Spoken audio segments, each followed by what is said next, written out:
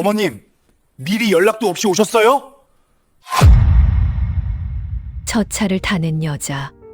3년 동안 남의 집 살림 살듯 손주를 키웠습니다. 매일 새벽 첫 차를 타고 딸네 집으로 달려가 밥하고 빨래하며 헌신했죠. 그런데 돌아온 건 사위의 싸늘한 문전박대였습니다. 헌신하면 헌신짝 된다는 말. 그게 제 이야기가 될 줄은 꿈에도 몰랐습니다. 새벽 4시 30분. 세상이 아직 짙은 남색 어둠에 잠겨 있을 때 정숙의 하루는 시작됩니다. 낡은 알람 시계가 가르릉 소리를 내며 몸을 떨기도 전에 정숙은 이미 눈을 뜨고 있습니다. 60세를 간 넘긴 나이, 무릎 관절은 비가 오려는지 벌써부터 찌릿한 신호를 보내오지만 정숙은 익숙하게 보호대를 착용합니다. 주방으로 향한 그녀는 어젯밤 미리 씻어둔 쌀로 밥을 안칩니다. 보글보글 끓어오르는 된장찌개 냄새가 좁은 아파트 거실을 채웁니다. 남편을 일찍 여의고 홀로 키운 외딸 미영. 그 딸이 아이를 낳고 울먹이며 전화를 걸어왔던 3년 전의 그날을 정숙은 한순간도 잊지 못합니다. 엄마, 나 진짜 죽을 것 같아. 잠을 한숨도 못 자겠어. 회사 복직은 해야 하는데 애 봐줄 사람이 없어. 딱 몇 달만 도와주면 안 될까? 그 절박한 목소리에 정숙은 자신이 쌓아온 노후의 소박한 계획들을 단숨에 접었습니다. 정숙은 보온병에 따뜻한 국을 담고 보따리를 챙겨 집을 나섭니다. 새벽 공기는 칼날처럼 날카롭지만 정숙의 발걸음은 가볍습니다. 지하철역으로 향하는 길, 가로등 불빛 아래 정숙의 그림자가 길게 늘어집니다. 첫 차를 타는 사람들의 얼굴에는 저마다의 고단함이 서려 있지만 정숙의 얼굴에는 묘한 생동감이 감돕니다. 누군가에게 쓸모있는 존재가 된다는 것, 가장 사랑하는 딸의 짐을 덜어줄 수 있다는 사실이 그녀를 움직이는 동력이었습니다. 지하철이 한강을 건널 때쯤 창밖으로 붉은 해가 고개를 내밉니다. 정숙은 그 햇살을 보며 오늘 손주 민준이에게 해줄 간식을 머릿속으로 그려봅니다. 돌 지난 아이가 먹기 좋은 부드러운 단호박찌개, 사위가 좋아하는 매콤한 멸치볶음. 정숙의 수첩은 온통 딸내 식구들의 식성으로 가득 차 있었습니다. 미영의 아파트 현관문 비밀번호를 누를 때 정숙은 항상 숨을 죽입니다. 혹시라도 단잠을 자고 있을 식구들이 깰까봐 고양이처럼 조심스럽게 거실로 발을 들입니다. 거실은 폭격이라도 맞은 듯 엉망입니다. 어지러진 장난감, 젖병 세정제 냄새, 빨래 건조대에 위태롭게 걸린 옷가지들. 정숙은 겉옷을 벗기도 전에 앞치마를 두릅니다. 싱크대에 가득 쌓인 설거지거리들을 치우고 거실 바닥을 닦고 밤새 아이가 개워낸 손수건들을 삶습니다. 뜨거운 김이 얼굴을 덮치고 땀방울이 콧등에 맺히지만 정숙은 입가에 미소를 띠고 있습니다. 안방에서 들려오는 민준이의 칭얼거리는 소리. 정숙에게는 그 소리가 세상에서 가장 아름다운 음악처럼 들립니다. 헌신은 소리 없이 흐르는 강물과 같습니다. 자신의 바닥을 다 내어주고도 모자라 타인의 목마름을 채우려 애쓰는 마음. 정숙은 그 강물에 몸을 싣고 3년을 흘러왔습니다. 하지만 강물은 흐를수록 깊어지고 그 깊이만큼 어둠도 함께 자라나고 있었습니다. 화면을 2번 터치하시면 정숙의 처절하고도 아름다운 희생 이야기가 계속됩니다. 미영이 부스스한 모습으로 방에서 나옵니다. 엄마, 벌써 왔어. 좀 더 자지. 말은 그렇게 하면서도 미영의 손은 이미 정숙이 차려놓은 밥상으로 향합니다. 정숙은 딸의 초췌한 얼굴을 보며 가슴이 아립니다. 더 자긴 무슨. 얼른 씻고 밥 먹어. 민준이는 내가 달래서 데리고 나갈 테니까. 정숙의 품에 안긴 민준이는 할머니의 체온이 익숙한 듯 금세 방긋 웃음을 터뜨립니다. 그 웃음 한 번에 밤새 고단했던 무릎 통증이 씻은 듯 사라집니다. 사위 진호도 방에서 나옵니다. 초기에는 어머님, 너무 고생 많으세요라며 미안해하던 진호였습니다. 하지만 1년이 지나고 2년이 지나자 사위의 말투에서 미안함은 사라지고 당연함이 그 자리를 채웠습니다. 이제 진호는 정숙이 차려준 아침을 먹으면서도 인사를 건네지 않습니다. 신문을 보거나 휴대폰을 만지작거릴 뿐입니다. 정숙은 사위의 눈치를 살피며 반찬을 밀어줍니다. 김서방, 요즘 회사 일이 많이 힘든가 봐. 얼굴이 반쪽이네. 정숙의 조심스러운 물음에 진호는 건성으로 대답합니다. 네, 좀 그렇네요. 대화는 거기서 끊깁니다. 정숙은 민준이를 등에 업고 거실 한 구석에서 사위가 다 먹은 밥그릇을 치웁니다. 딸 미영이 출근 준비를 마치고 가방을 챙깁니다. 엄마, 나 오늘 좀 늦을지도 몰라. 민준이 저녁까지 좀 부탁해. 아, 그리고 이건 이번 달 용돈이야. 미영이 건네는 봉투 속에는 빳빳한 신사임당 지폐 몇 장과 짧은 편지가 들어있습니다. 엄마 덕분에 내가 일할 수 있어. 사랑해. 그 편지 한 장이 정숙에게는 훈장보다 귀합니다. 하지만 정숙은 미처 보지 못했습니다. 미영이 봉투를 건넬 때 뒤에서 차갑게 굳어있던 사위 진호의 시선을 말입니다.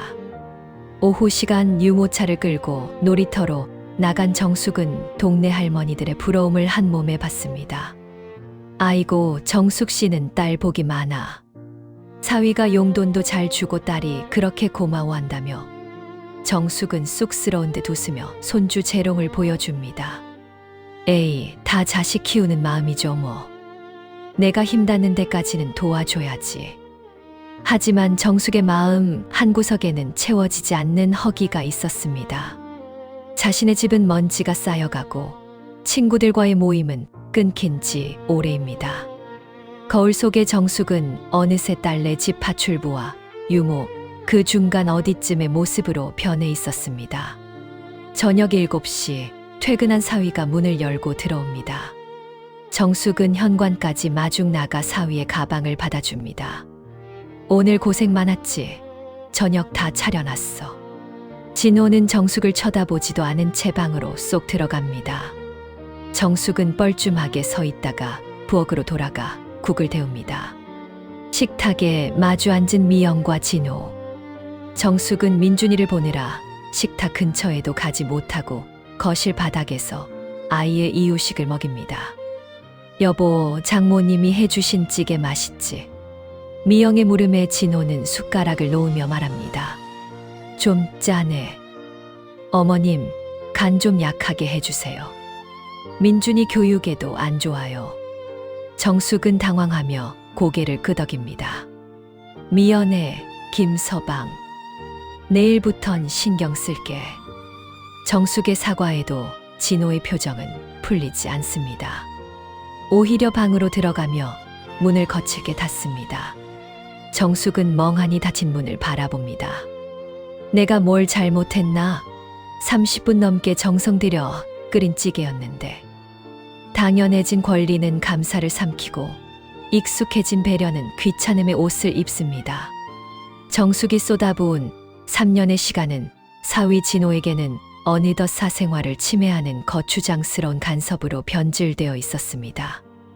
헌신이 기억되지 않는 순간 관계의 균열은 안개처럼 서서히 집안을 덮쳐옵니다.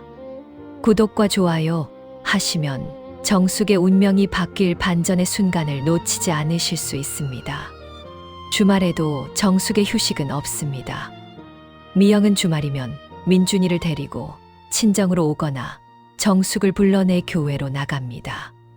엄마, 민준이가 할머니 없으면 안 된대. 같이 가자. 그 말에 정숙은 아픈 허리를 두드리며 다시 짐을 쌉니다. 하지만 어느 토요일 오후 정숙은 우연히 사위 진호가 베란다에서 미영과 다투는 소리를 듣게 됩니다. 미영아, 장모님 너무 자주 오시는 거 아니야? 우리끼리 좀 쉬고 싶은데 매번 어머님이 계시니까 집에서도 옷을 제대로 못 입겠어. 민준이도 이제 어린이집 보내면 되잖아. 진호의 날카로운 목소리에 정숙은 심장이 덜컥 내려앉습니다. 미영의 목소리도 들립니다. 그래도 엄마가 봐주시는 게 마음 편하잖아. 조금만 참아달라는 말. 정숙에게 그 말은 사형 선고와 같았습니다. 자신이 딸에게 참아내야 하는 고통의 대상이 되었다는 사실이 믿기지 않았습니다. 그날 이후 정숙은 딸네 집으로 가는 발걸음이 무거워졌습니다. 초인종을 누를 때마다 손이 떨리고 사위의 눈치를 보느라 밥 한 숟가락도 편히 넘기지 못했습니다. 진호는 이제 대놓고 정숙을 무시하기 시작했습니다. 인사는커녕 정숙이 거실에 있으면 안방으로 들어가 나오지 않았고, 정숙이 챙겨준 반찬을 음식물 쓰레기통에 바로 버리는 모습까지 보게 되었습니다. 정숙은 미영에게 조심스럽게 물었습니다. 미영아, 김서방 나한테 화난 거 있니? 요즘 나를 피하는 것 같아서. 미영은 피곤한 듯 고개를 돌렸습니다. 아니야 엄마, 요즘 회사 프로젝트 때문에 예민해서 그래. 신경 쓰지 마. 하지만 정숙은 느낄 수 있었습니다. 공기는 차갑게 식어 있었고 자신이 서 있을 자리는 점점 좁아지고 있다는 것을요. 어느 날 오후 미영이 정숙의 손을 잡으며 말했습니다. 엄마, 이제 민준이 어린이집 다니기 시작했으니까 우리가 알아서 돌볼게. 엄마도 이제 좀 쉬어. 정숙은 가슴 한편이 시원하면서도 섭섭했습니다. 그래, 나도 이제 지쳤고 손 뗄 때가 됐구나 싶네. 정숙은 짐을 챙겨 자신의 집으로 돌아왔습니다. 3년 만에 온전히 혼자 있는 시간. 하지만 집 안은 적막하기만 했습니다. 1주일, 2주일.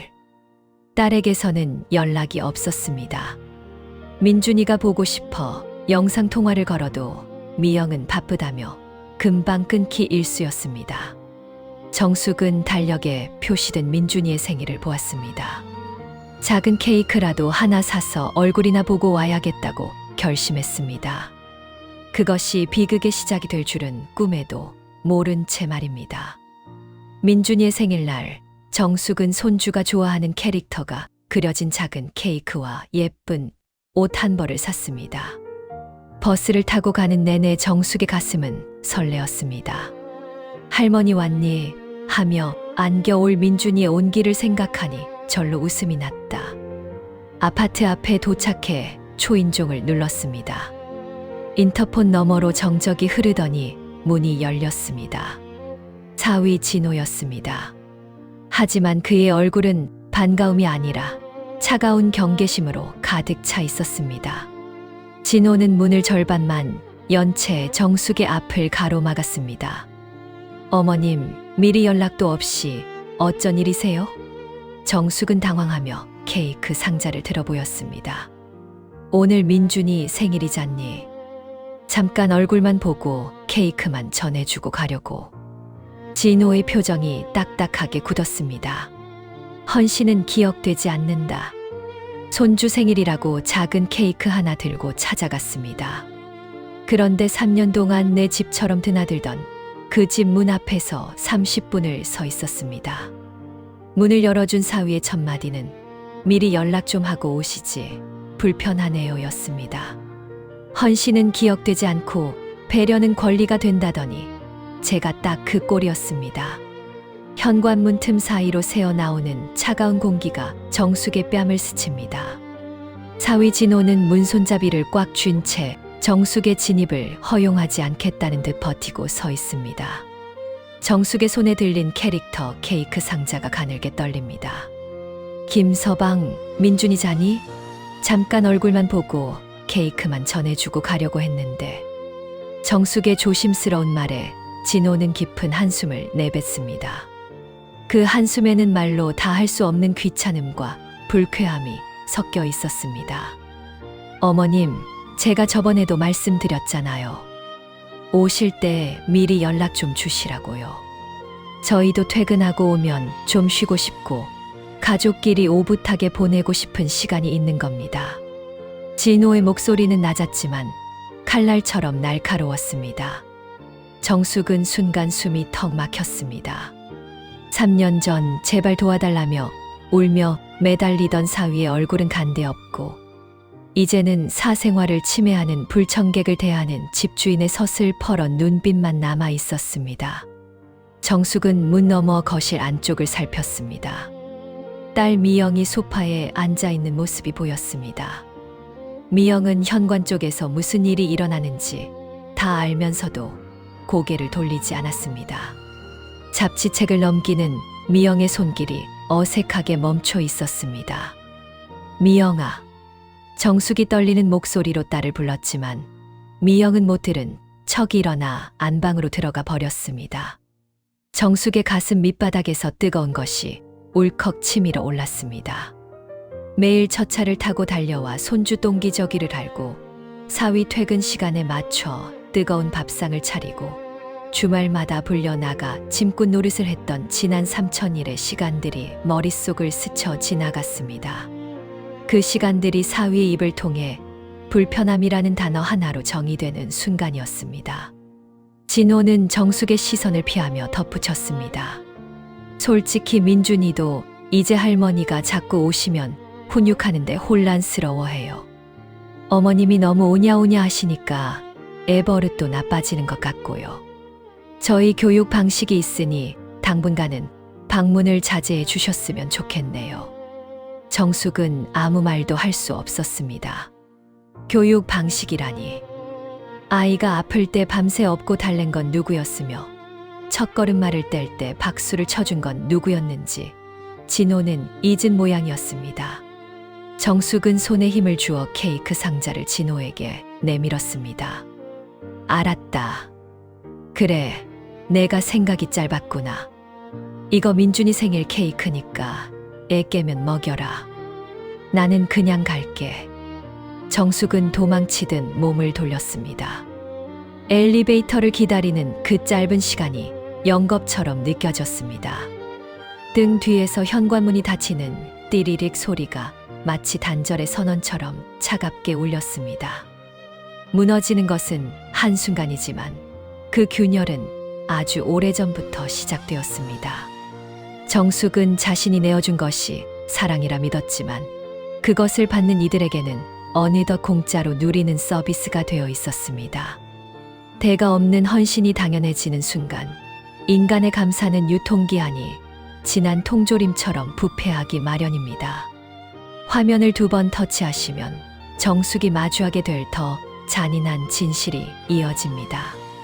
아파트 단지를 빠져나오는 정숙의 발걸음은 갈치자로 휘청였습니다. 단지 내 놀이터에서는 다른 할머니들이 손주들을 돌보며 웃음꽃을 피우고 있었습니다. 1년 전만 해도 정숙이 저 무리 속에서 가장 큰 목소리로 손주 자랑을 했었습니다. 하지만 지금 정숙의 손에는 케이크 대신 빈손만 남았습니다. 버스 정류장에 앉아 밤하늘을 보며 정숙은 생각했습니다. 내가 뭘 그렇게 잘못했지? 손주 밥 해 먹이고 딸 고생 안 시키려고 내 몸 부서져라 일한 게 잘못인가? 하지만 답은 이미 나와 있었습니다. 정숙의 헌신은 딸 부부에게 더 이상 구원이 아니라 간섭이었고 고마움이 아니라 짐이었습니다. 정숙은 집으로 돌아오는 길에 지하철역 거울에 비친 자신의 모습을 보았습니다. 3년 전보다 부쩍 늘어난 주름과 구부정해진 허리, 그리고 낡은 가방. 그 가방 속에는 딸이 고맙다며 넣어줬던 이제는 낡아버린 편지 한 장이 들어있었습니다. 집에 도착한 정숙은 불도 켜지 않은 채 거실 소파에 앉았습니다. 적막한 집안이 오늘따라 무겁게 그녀를 눌렀습니다. 휴대폰을 열어 손주 민준이의 사진들을 넘겨보았습니다. 갓 태어났을 때의 핏덩이 같던 모습부터 처음 할머니라고 불렀을 때의 그 벅찬 순간까지 눈물이 왈칵 쏟아졌습니다. 헌신은 기억되지 않는다. 그 말이 비수처럼 가슴을 찔렀습니다. 정숙은 어둠 속에서 결심했습니다. 이제 더 이상 첫 차를 타지 않겠다고. 더 이상 남의 집 살림에 내 영혼을 갈아 넣지 않겠다고. 하지만 그 결심이 무색하게도 다음 날 아침 습관처럼 4시 30분에 눈이 떠졌습니다. 정숙은 일어나려다 다시 침대에 몸을 눕혔습니다. 그리고 처음으로 자신을 위해 늦잠을 청해보려 했지만 눈에선 계속 눈물이 흘러 베개를 적셨습니다. 며칠 뒤 딸 미영에게서 연락이 왔습니다. 사과를 기대했던 정숙의 마음과는 달리 미영의 목소리는 짜증이 섞여 있었습니다. 엄마, 저번에 진호 씨가 한 말 너무 마음에 두지 마. 근데 엄마도 그래. 왜 연락도 없이 와서 사람 민망하게 만들어. 진호 씨 그날 진짜 기분 안 좋았어. 정숙은 기가 막혔습니다. 미영아, 너는 그날 내 표정 못 봤니?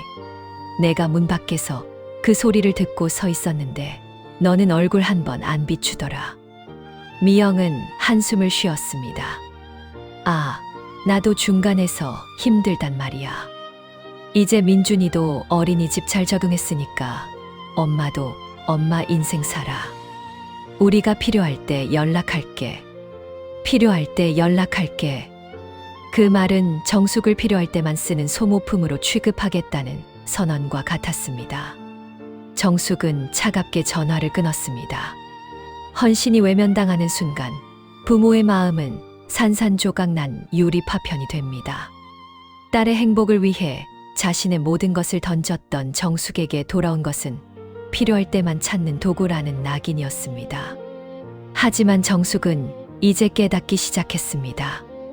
그 유리 파편을 주워 자신을 찌르는 대신 그 날카로운 단면으로 자식이라는 이름의 족쇄를 끊어내야 한다는 것을요. 구독과 좋아요 하시면 정숙의 화끈한 복수와 홀로서기가 시작되는 3편을 만나보실 수 있습니다. 정숙은 거실 벽에 걸린 가족 사진을 내려놓았습니다. 그리고 3년 동안 한 번도 열어보지 않았던 자신의 예전 취미 상자를 꺼냈습니다. 그 안에는 낡은 붓과 물통이 들어 있었습니다. 정숙은 붓을 잡았습니다. 손이 굳어 마음대로 움직이지 않았지만 하얀 도화지 위에 한 줄기 선을 긋는 순간 정숙은 느꼈습니다. 아, 나도 살아있었지.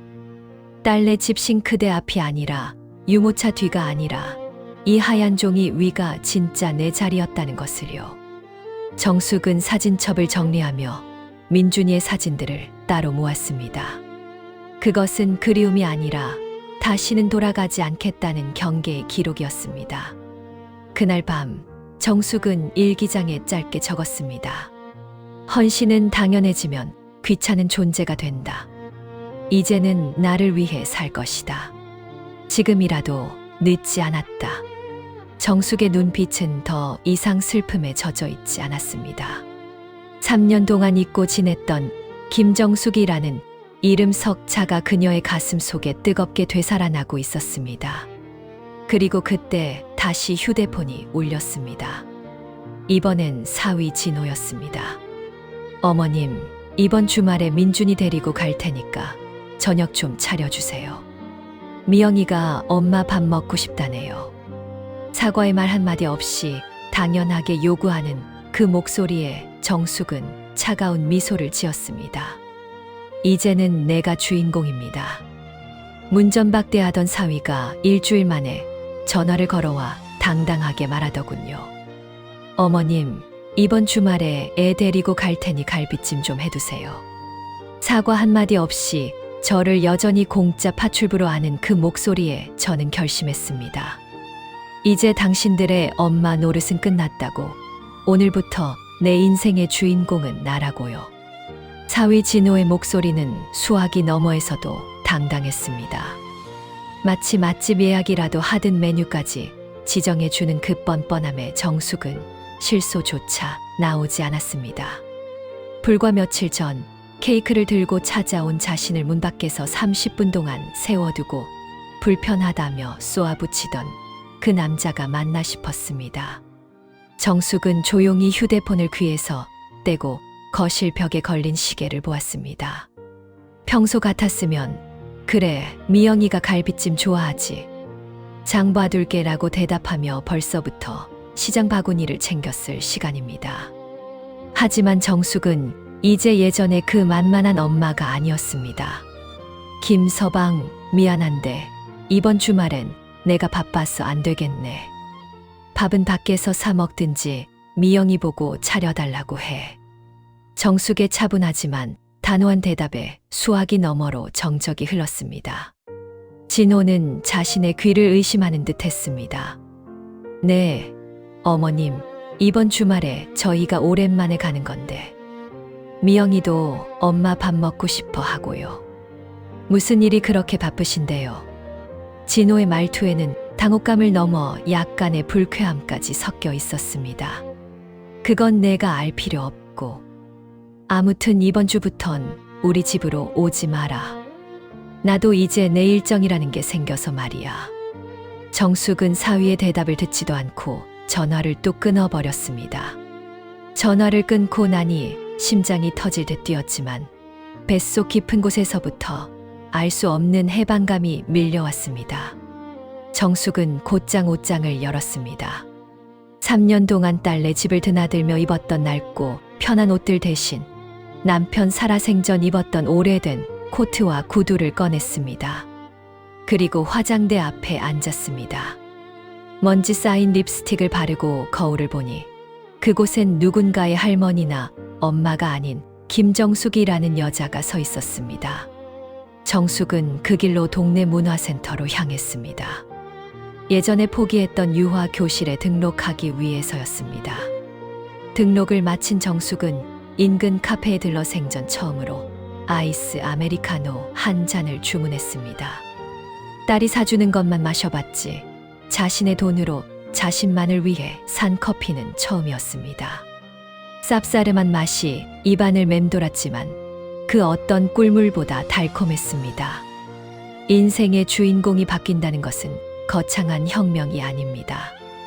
남의 입맛에 맞춘 국물을 끓이는 대신 내가 마시고 싶은 커피 한 잔을 선택하는 것.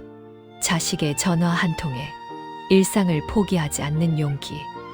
정숙은 이제야 3년 동안 잃어버렸던 자신의 시간을 한 조각씩 되찾아오기 시작했습니다. 하지만 이 변화를 자식들이 순순히 받아들일 리 없습니다. 화면을 2번 터치하시면 정숙의 반란에 당황한 딸 부부와의 처절한 대립이 시작됩니다. 주말 오전 정숙의 예상대로 현관 초인종이 요란하게 울려댔습니다.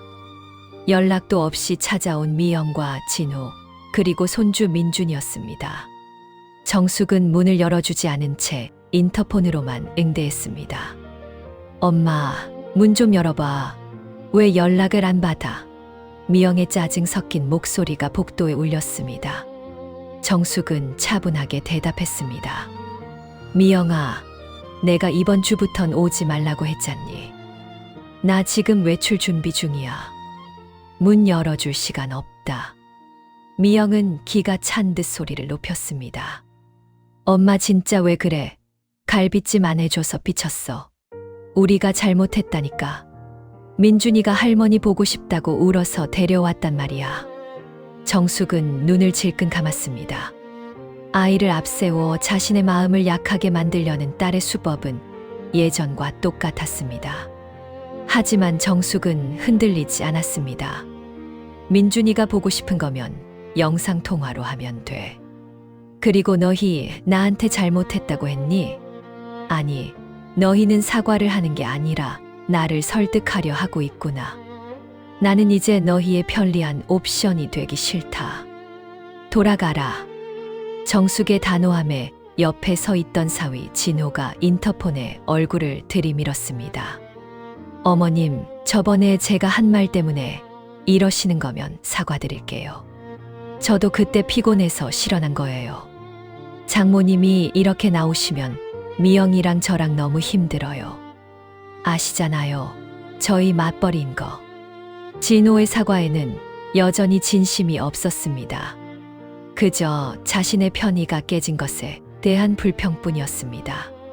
정숙은 인터폰 전원을 꺼버렸습니다. 문 밖에서 발을 구르며 한참을 떠들던 소리가 서서히 잦아들더니 이내 엘리베이터가 내려가는 소리가 들렸습니다. 정숙은 소파에 기대 앉아 깊은 숨을 내쉬었습니다. 가슴 한 구석이 아릿했지만 동시에 이상하게도 몸이 가벼워지는 것을 느꼈습니다. 그날 오후 정숙은 예전 친구들에게 연락을 돌렸습니다. 나 정숙이야. 우리 오랜만에 여행 한번 갈까? 친구들은 깜짝 놀라며 반겼습니다. 정숙아, 너 드디어 손주 손 뗐구나. 잘 생각했다. 우리가 너 얼마나 걱정했는지 아니? 친구들의 목소리를 들으니 정숙은 이제야 자신이 세상 밖으로 다시 나온 것 같았습니다. 문화센터 유화교실에서 정숙은 가장 열심히 붓을 휘둘렀습니다. 그녀가 그린 첫 작품은 첫 차를 타고 가던 새벽의 풍경이 아니었습니다. 눈부시게 밝은 태양 아래 흐드러지게 핀 꽃밭이었습니다. 강사는 정숙의 그림을 보며 감탄했습니다. 김정숙 씨, 색감이 정말 과감하고 밝네요. 마치 오랫동안 갇혀 있다가 튀어나온 사람 같아요. 정숙은 그 말을 듣고 수줍게 웃었습니다. 맞습니다.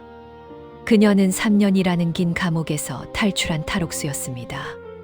집으로 돌아오는 길, 정숙은 시장에 들러 싱싱한 식재료들을 샀습니다. 누구를 위한 국이 아니라 오직 자신만을 위한 샐러드와 스테이크였습니다. 헌신이라는 이름의 감옥은 자물쇠가 밖이 아닌 안에 걸려 있습니다. 내가 열고 나오지 않으면 그 누구도 나를 꺼내주지 않습니다.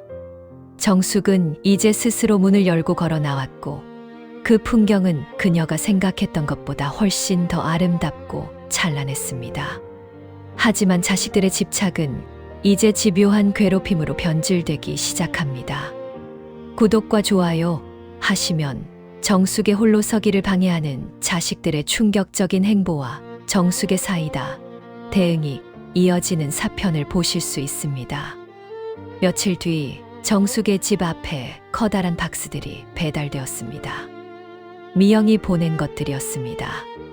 박스를 열어보니 민준이의 젖은 빨래 더미와 밑반찬 통들이 가득했습니다. 메모지 한 장이 붙어 있었습니다. 엄마, 우리 도저히 시간이 안 돼서 그래. 이것만 좀 해서 보내줘. 퀵비는 우리가 낼게. 엄마 제발 부탁이야. 정숙은 기가 막혀 헛웃음이 나왔습니다. 이제는 집까지 살림살이를 보내며 자신을 이용하려 드는 딸의 태도에 정숙은 결단을 내렸습니다. 정숙은 퀵 서비스 기사를 불렀습니다. 그리고 배달된 박스들을 뜯지도 않은 채 그대로 다시 딸네 집으로 돌려보냈습니다. 그리고 미영에게 문자를 보냈습니다. 너희 살림은 너희가 해라. 한 번만 더 이런 거 보내면 경찰에 죽어 침입 및 업무 방해로 신고하겠다. 농담 아니다. 문자를 보내고 정숙은 휴대폰 번호를 바꿨습니다. 오직 친구들과 여행사 그리고 문화센터 동기들만 알 수 있는 새로운 번호였습니다. 정숙은 짐을 쌌습니다. 친구들과 약속한 제주도 한 달 살기를 떠나기 위해서였습니다. 제주도의 푸른 바다 앞에 선 정숙은 눈을 감았습니다. 파도 소리가 귀를 간지럽고 짠내 섞인 바람이 3년의 찌든 때를 씻어주는 것 같았습니다. 휴대폰을 확인하지 않아도 되는 평온한 오후. 정숙은 가방에서 스케치북을 꺼냈습니다. 그녀가 그리기 시작한 것은 이제 더 이상 타인의 요구에 휘둘리는 엄마의 모습이 아니었습니다. 바다를 향해 당당히 걸어가는 한 여자의 뒷모습이었습니다. 그 뒷모습은 외롭지 않았습니다. 오히려 그 어느 때보다 자유롭고 단단해 보였습니다. 정숙은 비로소 깨달았습니다. 헌신은 타인에게 주는 것이 아니라 자기 자신에게 먼저 해야 한다는 것을요. 당신들이 망친 것은 나뿐만이 아니었다. 제주도에서 한 달 살기를 하며 비로소 숨을 좀 쉬나 했습니다. 그런데 딸 부부가 제 친구들에게 전화를 돌리고 집까지 찾아가 행패를 부렸다는 소식을 들었습니다. 우리 엄마 치매 온 것 같으니 위치 좀 알려달라며 눈물쇼를 했다더군요. 저를 이용할 수 없게 되자 이제는 미친 사람 취급까지 하는 그들의 바닥을 보고 저는 결심했습니다. 이제는 법으로 대화하겠다고요. 제주도의 푸른 바다가 눈앞에 펼쳐져 있었지만 정숙의 휴대폰은 진동을 멈추지 않았습니다. 번호를 바꿨음에도 불구하고 딸 미영은 정숙의 초등학교 동창부터 문화센터 동기들까지 수소문의 연락처를 알아낸 모양이었습니다. 친구 영자에게서 걸려온 전화는 경악 그 자체였습니다. 정숙아, 너 괜찮니?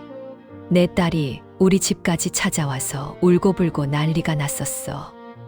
너 요즘 정신이 좀 이상한 것 같다고. 갑자기 집 나가서 연락 두절이라고 위치 좀 알려달라는데 내가 얼마나 당황했는지 몰라. 정숙은 손을 떨며 바다를 바라보았습니다. 3년의 헌신을 거두자마자 딸은 엄마를 정신병자로 몰아세우고 있었습니다. 오직 자신들의 육아 도우미가 사라진 불편함을 해결하기 위해서 말입니다. 정숙은 더 이상 피하는 것이 답이 아님을 깨달았습니다. 그녀는 짐을 싸서 서울로 올라왔습니다. 하지만 집으로 가는 대신 그녀가 향한 곳은 법무법인이었습니다. 사위 진호가 변호사라는 점을 이용해 자신을 압박해왔듯 정숙도 이제는 전문가의 도움을 받기로 했습니다. 변호사님, 제가 3년 동안 딸네 집에서 일하며 받았던 용돈 봉투들, 그리고 사위가 저를 모욕했던 녹취록들입니다. 저는 이들에게서 받은 상처에 대한 위자료와 제가 제공했던 노동에 대한 정당한 대가를 청구하고 싶습니다. 정숙의 목소리는 떨렸지만 결연했습니다. 변호사는 서류들을 훑어보며 고개를 끄덕였습니다. 가족 간의 일이라 쉽지는 않겠지만 사위분의 언어폭력과 주거지, 무단 침입 세탁물 박스 사건 등을 종합하면 충분히 접근 금지 명령과 민사 소송이 가능합니다. 법률 상담을 마치고 나온 정숙은 마침내 자신의 집 현관문을 열었습니다. 예상대로 거실은 난장판이 되어 있었습니다. 미영이 보조키를 열고 들어와 집 안을 뒤진 흔적이 역력했습니다. 엄마, 왔어. 어디 갔다 이제 와. 안방에서 튀어나온 미영의 안색은 창백했습니다. 하지만 그건 엄마를 걱정해서가 아니라 독박 육아 한 달 만에 지쳐버린 몰골이었습니다. 엄마 진짜 너무한 거 아냐? 민준이 지금 감기 걸려서 어린이집도 못 가는데 엄마는 여행이나 다니고 싶어. 사위는 회사에서 잘리게 생겼다고. 미영은 정숙의 어깨를 붙잡고 흔들었습니다. 정숙은 조용히 미영의 손을 뿌리쳤습니다. 그리고 가방에서 서류 한 장을 꺼내 식탁 위에 올려두었습니다. 접근 금지 가처분 신청 및 부당이득 반환 청구 소송 고지서였습니다. 피는 물보다 진하다고 하지만 때로는 그 진한 피가 서로의 목을 조르는 덫이 되기도 합니다. 정숙은 딸의 눈물을 보며 가슴이 찢어지는 고통을 느꼈지만 동시에 깨달았습니다. 여기서 멈추면 자신은 영원히 사람이 아닌 도구로 살다 죽을 것이라는 사실을요. 자식이라는 이름의 괴물을 키운 것은 어쩌면 자신의 무조건적인 희생이었을지도 모릅니다. 화면을 2번 터치하시면 정숙의 최후 통첩과 무너져 내리는 딸 부부의 모습이 이어집니다. 식탁 위의 서류를 확인한 미영의 눈이 휘둥그레졌습니다. 엄마, 이거 뭐야? 소송. 지금 제정신이야? 사위가 변호사인데 감히 법으로 따지겠다고. 미영의 비명에 퇴근하고 들어오던 진호도 가세했습니다. 진호는 서류를 낙채듯 뺏어 읽더니 헛웃음을 터뜨렸습니다. 어머님, 정말 실망이네요. 저희가 그동안 들인 용돈이 얼마인데 이제 와서 노동 착취라니요. 법대로 하면 어머님만 손해예요. 가족끼리 이게 무슨 망신입니까? 진호의 목소리는 여전히 고압적이었습니다. 정숙은 거실 소파에 정갈하게 앉아 2 사람을 똑바로 응시했습니다. 망신은 내가 아니라 너희가 당해야지. 너희가 내 친구들 찾아가서 나를 치매 환자로 몰았던 녹취록 내가 다 확보했다. 그리고 김서방, 내가 나한테 불편하다. 애 교육에 안 좋다며 모욕 줬던 거. 그거 민준이 녹음기 장난감에 다 녹음되어 있더구나.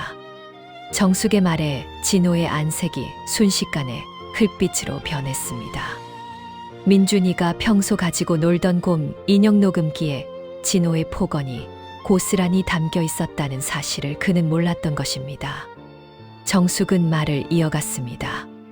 내가 너희를 고소하는 목적은 돈이 아니다. 너희에게 사람에 대한 예의를 가르쳐 주려는 거야. 3년 동안 내가 차린 밥을 먹고 내가 빤 옷을 입고 내가 키운 아이를 안으면서 너희는 단 한 번도 나를 인간으로 대우하지 않았어. 너희는 그저 성능 좋은 기계를 공짜로 쓴다고 생각했겠지. 미영은 바닥에 주저앉아 울음을 터뜨렸습니다. 엄마, 잘못했어. 우리가 너무 힘들어서 그랬어. 제발 이거 취하해 줘. 진호 씨 회사에서 알면 끝장이야. 하지만 정숙은 단호했습니다. 힘들다고 남의 영혼을 갉아먹을 권리는 누구에게도 없다. 너희가 망친 건 내 노후뿐만이 아니야. 너희는 민준이에게 할머니는 부려먹어도 되는 존재라는 나쁜 가르침을 줬어. 그게 가장 용서가 안 된다. 정숙은 일어서서 현관문을 가리켰습니다. 나가라. 그리고 다시는 내 허락 없이 이 집 문턱을 넘지 마라. 다음번에 올 때는 변호사를 대동하고 법정에서 보자. 진호는 분노로 몸을 떨었지만 정숙의 눈빛에서 뿜어져 나오는 위험에 눌려 아무 말도 하지 못한 채 미영을 끌고 밖으로 나갔습니다. 닫힌 현관문 너머로 미영의 통곡 소리가 들려왔지만 정숙은 더 이상 흔들리지 않았습니다.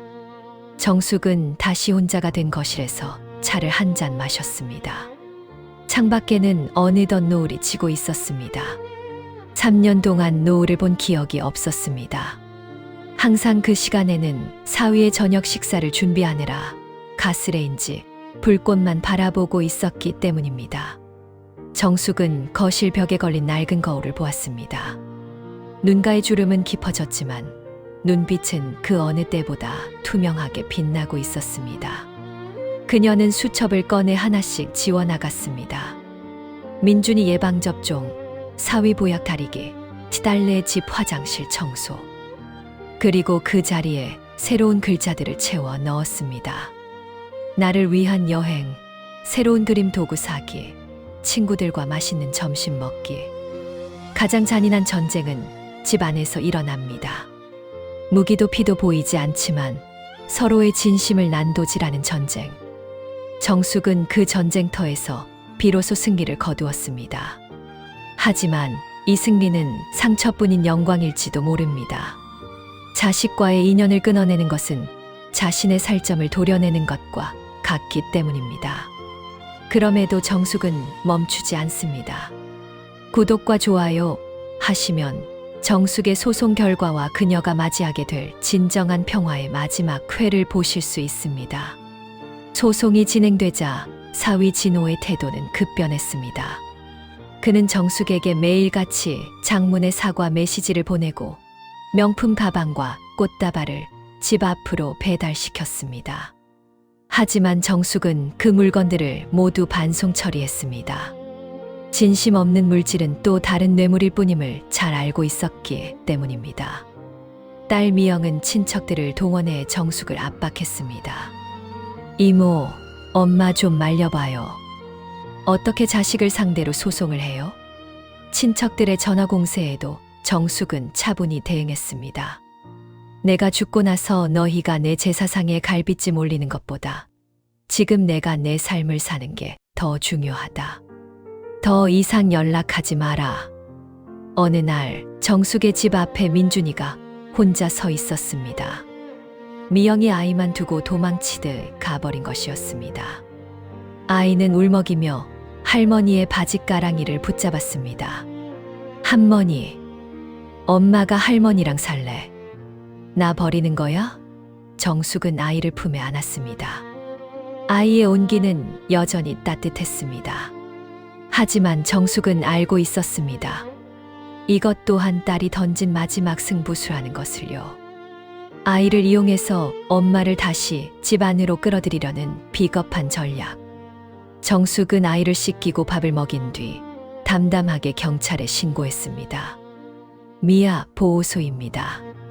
아이 엄마가 연락이 두절된 채 아이를 제 집 앞에 두고 갔습니다. 경찰차에 실려가는 민준이를 보며 정숙은 소리 없이 울었습니다. 하지만 그것은 이별의 눈물이 아니라 건강한 관계를 위한 단절의 눈물이었습니다. 잠시 후 경찰서에서 연락을 받고 달려온 미영과 진호는 정숙을 보며 경악했습니다. 엄마, 어떻게 자기 손주를 경찰에 신고해? 사람이 어떻게 이래? 미영의 절규에 정숙은 마지막으로 말했습니다. 너희가 아이를 무기로 쓰는 한 나는 그 무기를 해체할 수밖에 없다.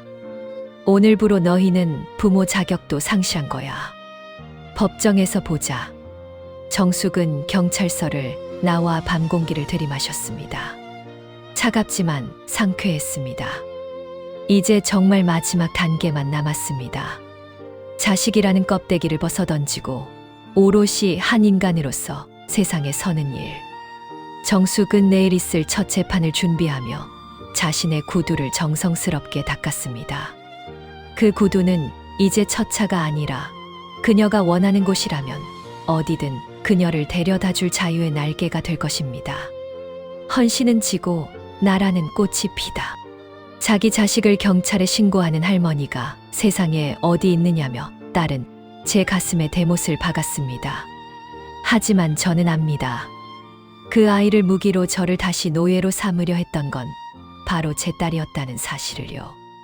3년의 헌신을 법정에서 돈으로 환산받는 순간 저는 비로소 엄마라는 허울을 벗고 김정숙이라는 사람으로 다시 태어났습니다.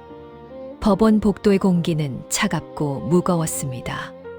정숙은 정갈하게 다린 정장을 입고 꼿꼿하게 허리를 펴고 앉아 있었습니다. 건너편에는 사위 진호와 딸 미영이 초조한 기색으로 앉아 있었습니다. 진호는 자신의 커리어에 오점이 남을까봐 안절부절 못하며 연신 넥타이를 매만졌고, 미영은 퉁퉁 부은 눈으로 정숙을 원망하듯 노려보았습니다. 잠시 후 재판장의 입정 소리가 들렸고 정숙의 3년 세월을 심판할 마지막 재판이 시작되었습니다. 변호인은 정숙이 작성한 업무일지와 사위의 모욕적인 발언이 담긴 녹취록, 그리고 그동안 지급되었던 소액의 용돈 명세서를 증거로 제시했습니다. 피고들은 원고에게 가족이라는 명목하에 최저임금에도 못 미치는 대우를 하며 3년간 가사와 육아 노동을 강요했습니다. 뿐만 아니라 원고의 사회적 관계를 단절시키고 정신적 고통을 가했습니다. 변호사의 말 한마디 한마디가 정숙의 가슴에 맺힌 응어리를 풀어주는 것 같았습니다. 진호는 최후 변론에서 끝까지 비겁했습니다. 가족 간의 부양 의무였을 뿐입니다. 저희도 나름대로 예우를 다했습니다. 하지만 재판장은 차가운 표정으로 판결문을 읽어 내려갔습니다. 가족이라는 이름이 노동의 착취와 인격의 모독을 정당화할 수는 없습니다. 피고들은 원고에게 미지급된 노동 가치와 위자료를 합산하여 8천만 원을 지급하고 향후 1년간 접근 금지를 명령합니다. 판결봉 소리가 3번 울렸을 때 정숙은 눈을 감았습니다. 8천만 원이라는 숫자보다 그녀를 구원한 것은, 잘못된 것은 당신이 아니라 그들이다라는 세상의 확인이었습니다. 법정을 나서는 정숙의 뒤로 미영이 달려와 소리를 질렀습니다. 엄마, 이제 속이 시원해. 이제 우리 연 끊자는 거지. 민준이 평생 안 보여줄 거야. 정숙은 천천히 뒤를 돌아 딸을 바라보았습니다. 미영아, 연을 끄는 건 내가 아니라 너희야. 너희가 나를 엄마가 아닌 도구로 대했을 때 이미 우리 인연은 끝난 거란다. 민준이는 나중에 그 아이가 커서 스스로 나를 찾을 수 있을 때 그때 다시 이야기하자. 정숙은 미련 없이 등을 돌려 걸어 나갔습니다. 가장 힘든 이별은 남남이 되는 것이 아니라 핏줄이라는 이름의 기대를 저버리는 일입니다. 정숙은 오늘 자신의 살점을 도려내는 심정으로 딸을 보냈습니다. 하지만 그 상처가 아물고 나면 그 자리에는 더 이상 누구에게도 휘둘리지 않는 새살이 돋아날 것입니다. 헌신이 지고 난 자리에 비로소 나라는 이름의 꽃이 피어나는 순간입니다. 화면을 2번 터치하시면 1년 후 완전히 달라진 정숙의 눈부신 일상이 펼쳐집니다. 1년이라는 시간이 흘렀습니다. 정숙의 아침은 더 이상 새벽 4시 30분의 알람으로 시작되지 않습니다. 그녀는 햇살이 거실 깊숙이 들어오는 8시쯤 천천히 눈을 뜹니다. 무릎 보호대 대신 가벼운 운동복을 입고 단지 내 공원을 산책합니다. 산책로에서 만나는 이웃들은 그녀를 민준이 할머니가 아닌 작가님이라 부릅니다. 제주도에서 시작했던 그림 공부가 빛을 발해 작은 갤러리에서 첫 개인전을 열게 되었기 때문입니다. 정숙은 자신의 그림 옆에서 관람객들과 대화를 나누며 환하게 웃습니다. 그녀의 그림 속에는 더 이상 무거운 짐을 진 여자가 없습니다.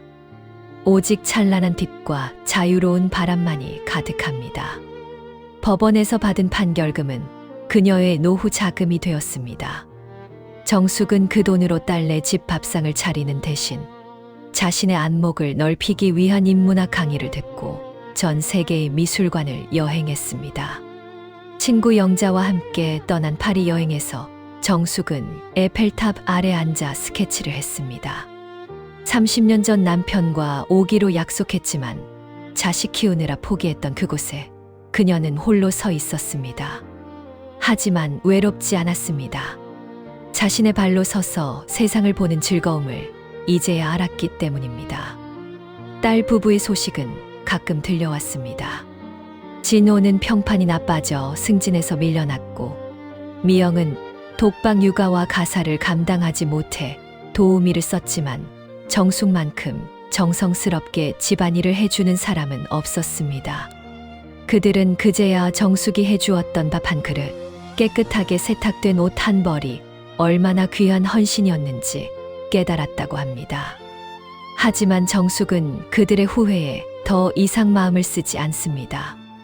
용서는 하되 다시 돌아가지는 않겠다는 원칙을 세웠기 때문입니다. 어느 날 정숙의 전시회장에 이름 없는 꽃바구니가 하나 배달되었습니다. 카드에는 서툰 글씨로 할머니 보고 싶어요 라고 적혀 있었습니다. 정숙은 그 카드를 한참 동안 바라보다 조용히 서랍 속에 넣었습니다. 아이가 성인이 되어 스스로의 의지로 자신을 찾아올 날을 기다리기로 한 것입니다. 개인전 마지막 날, 정숙은 방명록의 마지막 페이지에 글을 남겼습니다. 헌신은 사랑의 다른 이름이지만 자신을 잃어버린 헌신은 독이 된다. 나는 이제 독을 비우고 나를 채운다. 나의 계절은 이제야 봄이다. 정숙은 전시장 불을 끄고 밖으로 나왔습니다. 저녁 노을이 그녀의 어깨 위로 따뜻하게 내려앉았습니다. 그녀의 걸음걸이는 경쾌했고 어깨는 당당했습니다. 그녀는 더 이상 첫차를 타기 위해 어둠 속을 달리지 않습니다. 그녀는 이제 자신이 원할 때 자신이 원하는 방향으로 흐르는 시간의 주인이 되었습니다. 인생의 황혼기에 만난 진짜 나의 모습은 그 어떤 새벽별보다 눈부십니다. 정숙의 이야기는 우리에게 말합니다.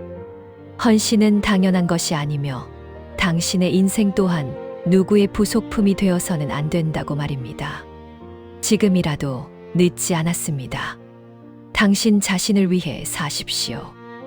헌신의 그림자 잊힌 계절, 이 긴 여정을 함께해 주신 여러분 모두가 각자의 인생에서 주인공이 되시길 진심으로 바랍니다.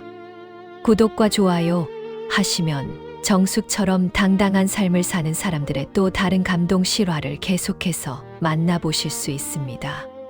감사합니다. 항상 건강하시고 행복하세요.